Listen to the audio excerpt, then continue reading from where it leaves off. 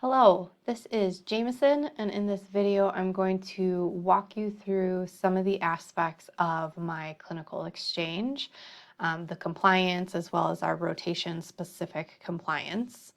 I have my clinical exchange account pulled up to show you some of these things, and I also have my own student, my clinical exchange account pulled up as well, so that you can kind of see different things.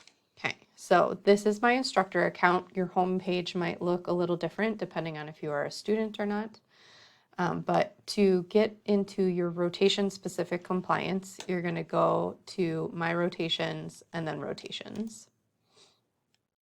And then you'll have different things here that you need to complete for compliance. So compliance is the basics to get into the program. So your CPR is up to date, you've had a TB screen, all of your vaccines and such are up to date. That's where all of your compliance information goes.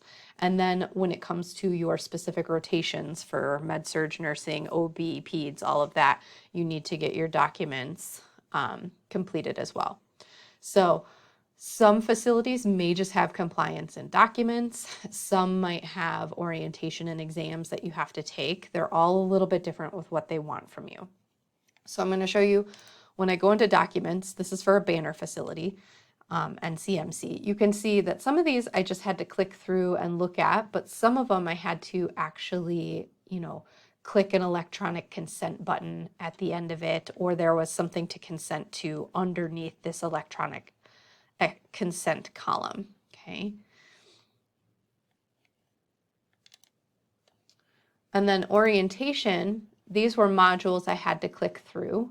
Okay, I had just completed these. You can, restart them if you ever want to look through the information again, but I've already completed all of mine and they're valid for a year.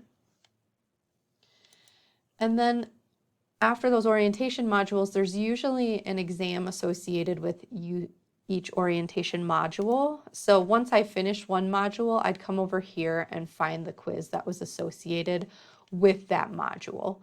And then obviously you have to pass the quiz in order to pass the module. So you can take them, there's unlimited attempts on them. So some of them are kind of tricky with some of the verbiage that they use, so you may need to go back and check. But you can see that they also give you rationale for which questions you missed. So make sure to go back in and check that. And then when you've completed everything that you need to complete, you'll see this green completed aspect. This pending part means that there's still something that they're required from me that I'm still pending on. For me, I'm actually up to date on everything. It's just my flu shot, since this is fall, it's September, and the flu shot isn't due until October 1st.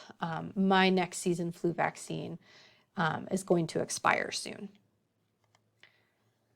I do also want to touch base. So for UCHealth facilities in particular, I'm going to go to my student checklist so that you guys see this. Notice that they have this none required for orientation and exams. But when you go to documents, you can see some of them have this consent required here. So that's where I would click to do my electronic consent that, hey, I've actually read the code of conduct and I'm consenting to it. But some of them you see also supporting documents, choose file to upload. This means that somewhere in this mandatory education, so let's click on it just to see, usually towards the bottom, so we'll scroll down to the bottom here, is something that I need to sign.